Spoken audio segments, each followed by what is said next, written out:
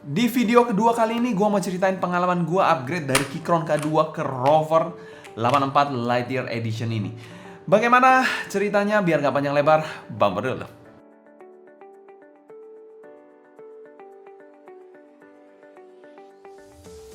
Halo semua, selamat datang channel Keep in Touch bersama dengan saya Sebastian yang seperti biasa akan sharing mengenai pengalaman penggunaan keyboard dan segala jenis macam keyboard dan dunia keyboard serta setup related lainnya. Kali ini mungkin kita akan bahas yang ringan-ringan saja mengenai pendapat saya upgrade dari Keychron K2 ke Rover 84 ini, dimana Keychron K2 ini sudah saya gunain mungkin hampir setahun 2 tahun lebih untuk penggunaan office use. Jadi memang saya nggak gunain untuk gaming, saya menggunakan semua untuk ngetik dan pekerjaan-pekerjaan kantor lainnya.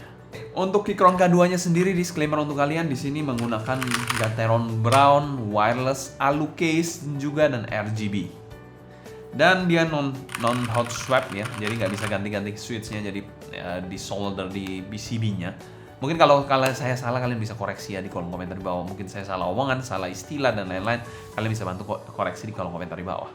Kita akan bahas aja langsung mengenai kedua keyboard ini biar nggak panjang lebar. Oke, kedua keyboard ini kita stok ya. Jadi kita nggak rubah apapun, semuanya masih stok ya di sini ya. Di sini pun stok, nggak ada yang dirubah apapun ya.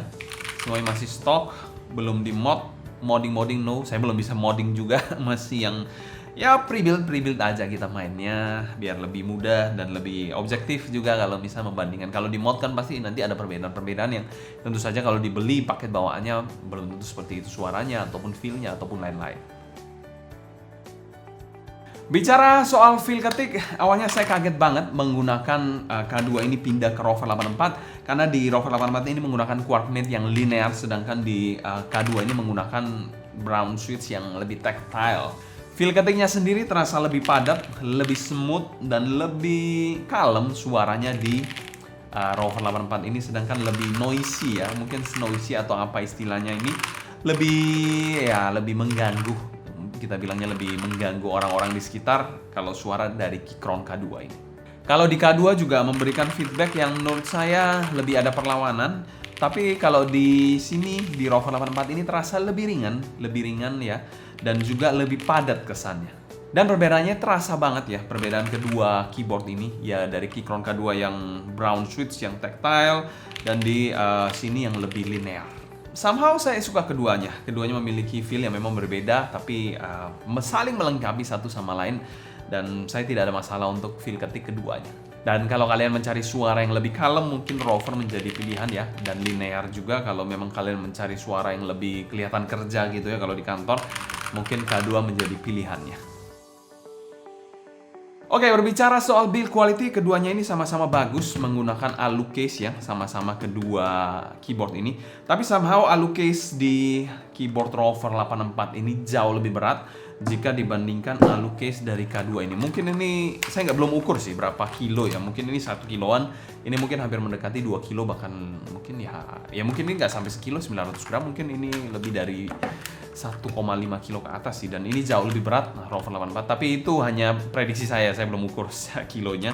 Dan build-nya memang cukup berbeda, di mana Rover 84 ini terasa lebih mature untuk build quality-nya. Kalau kita lihat dari warnanya sendiri, di Rover 84 ini lebih atraktif dengan dua pilihan warna dual tone, warna merah dan juga hitam seperti ini ya, dengan keycap juga yang berwarna-warni, ada merah, hitam, sebenarnya juga ada biru tapi saya ganti. Sebenarnya ini juga ada yang kuning cuma saya nggak pakai. Di sini juga ada knob yang berwarna gold. Sedangkan kalau kita lihat di Keychron sendiri, ya memang ya simple aja. Dia case-nya ini bahannya plastik ya, cuma di sini aluminium ya.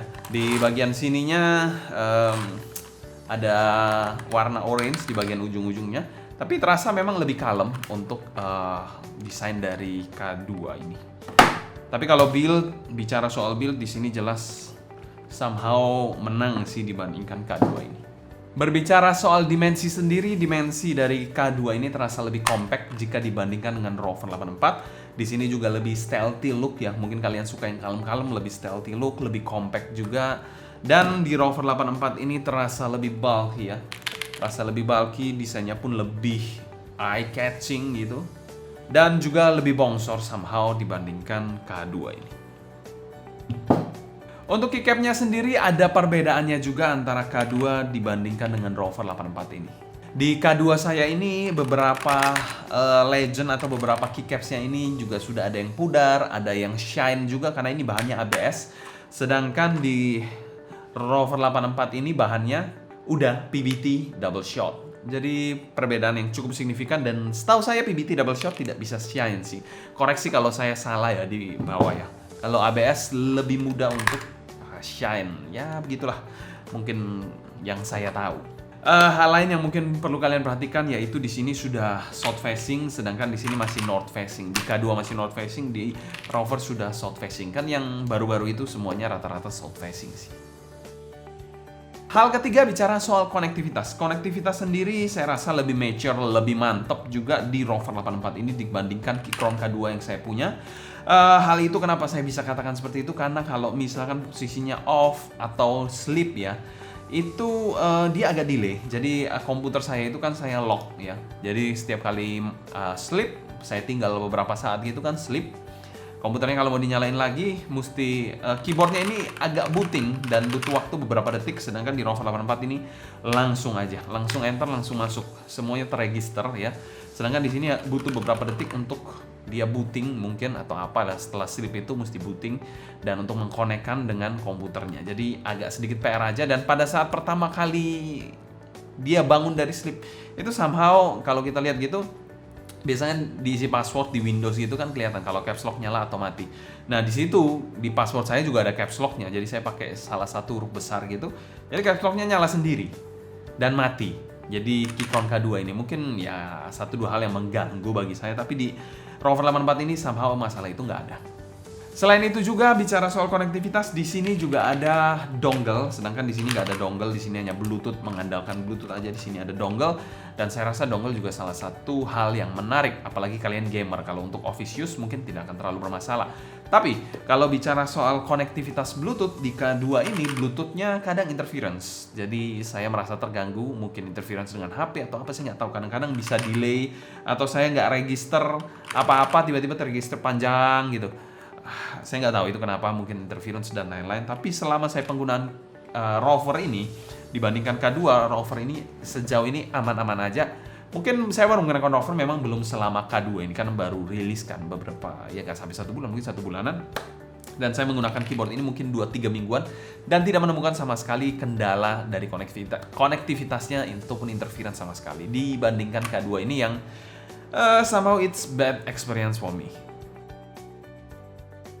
Oke, selanjutnya kita bicara soal fitur. Fitur mungkin banyak yang bisa dibahas di fitur ini. Mungkin di sini ini hot swap juga, lalu ini sudah PBT, south facing, bla bla bla, ada knobnya juga ya. Di sini ya belum south facing, masih north facing juga, tidak hot swap juga, dan ya kita bilang nggak ada knob dan nggak ada yang fancy juga sih di keyboard satu ini. Di sini ada triple connection, di sini cuma dual connection aja. Tapi kalau kita bicara soal fitur-fitur yang mungkin bagi sebagian orang itu gimmick ya, seperti knob ini, saya pakai sih untuk knob ini. Untuk beberapa occasion saya pakai untuk knobnya untuk menaik turunkan volume sih. Dan di sini nggak ada, jadi memang harus manual dari mouse dibesar kecilkan untuk medianya. Untuk RGB sih sebenarnya saya nggak terlalu pakai ya. Berbicara soal RGB, keduanya sudah RGB. Sebenarnya saya nggak terlalu pakai dan rata-rata saya matikan ya.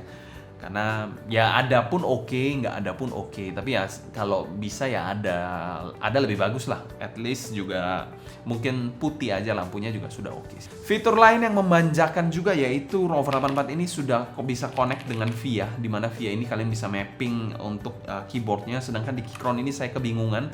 Saya juga nggak install apa-apa untuk Keychron ini dari softwarenya. Jadi ya somehow saya terbantu banget dengan VIA untuk bisa mapping. Biasanya saya mencari print screen karena kalau kita bekerja atau di office biasanya pakai cari print screen untuk screen layar untuk kirim ke rekan kerja atau orang lain lah. Intinya seperti itu. Dan di sini keduanya nggak ada, tapi semenjak saya gunakan Keychron ini saya sudah pakai shortcut aja untuk print screen. Tapi di sini sudah saya register untuk print screen-nya di Rover 84 ini. Tapi ya walaupun sudah diregister tetap saya pakai shortcut sih untuk print screen-nya. Dan berbicara soal fitur dari hardware maupun software, menurut saya di Rover 84 ini jelas lebih mature dibandingkan K2. Oke, hal terakhir berbicara soal kenyamanan. Saya sendiri kalau bicara soal kenyamanan memang itu perspektif masing-masing, tapi saya lebih suka mengetik dengan sudut yang lebih pendek. Kalau kita lihat di sini K2 memiliki bagian bawah yang lebih tinggi ya dibandingkan Rover ini. Jadi somehow Rover ini memiliki sudut ketik yang lebih enak. Jadi kalau kalian pakai K2 itu mungkin butuh apa itu? Yang untuk tatakan di keyboard itu namanya apa saya lupa. Ya itulah, kalau kalian tahu tulis di kolom komentar aja di bawah. Itu untuk mengetik dengan lebih nyaman karena ini cukup tinggi menurut saya di K2 ini jika dibandingkan dengan Rover yang lebih rendah posisinya. Kalau dari bentukannya sendiri, menurut saya nggak ada masalah berarti sih sama sekali. Cuma di sini lebih padat aja. Di sini nggak ada sudut-sudut yang longgar ya. Maksudnya nggak ada space gitu, semuanya rapat. Sedangkan di Rover 84 ini ada space-nya di sini. Mungkin namanya exploded ya. Kalau kalian tahu bisa bantu saya. Di sini juga ada yang membatasi di sini. Menurut saya lebih nyaman di Rover 84 ini dibandingkan K2 sih untuk preferensi, karena bicara soal kenyamanan kan mungkin preferensi, ada yang suka seperti ini, ada yang suka seperti ini. Itu balik lagi ke preferensi. Dan untuk saya sendiri, saya merasa lebih nyaman untuk mengetik dalam jangka waktu yang lebih panjang di Rover 84 ini jika dibandingkan dengan K2. Itu sekali lagi menurut saya, tapi itu preferensi. Balik lagi ke preferensi kalian. Mungkin sekian dulu untuk sharing mengenai kedua keyboard ini. Kalau kalian suka, jangan lupa subscribe, klik tombol like. Jangan lupa juga nyalakan lonceng juga agar kalian mendapatkan notifikasi kalau ada video-video baru. Dan selanjutnya kita akan bandingkan, nanti ada keyboard-keyboard lain mungkin yang pre-build ya, jadi kita akan bahas yang pre-build dulu karena saya belum masuk ke ranah yang customan dan itu butuh cuan, butuh duit, jadi saya belum ada. Jadi kita akan bahas yang pre-build dulu yang simple aja. Mungkin sekian dulu untuk video kali ini. Saya Sebastian dari Keep in Touch.